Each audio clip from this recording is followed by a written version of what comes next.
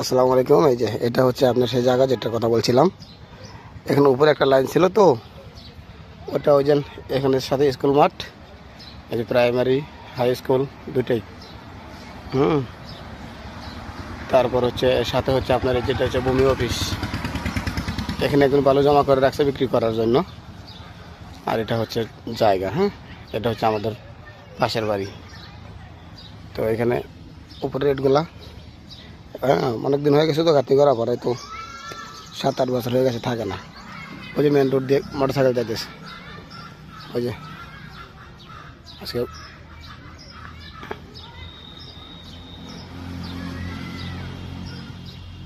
এখান থেকে একবারে মেন রোড। হয়তো আমার বাইক ওখানে খারাপ আছে। এটা হচ্ছে জায়গা। ওদিকেও আপনার বাইরের ফ্রন্ট সাইড করা যাবে, এদিকেও করা যাবে। এদিকে এখান থেকে রাস্তা করা যাবে, এখান থেকে মানুষজন যেতে পারবে, আসতে পারবে, কোনো সমস্যা নাই। ঠিক আছে।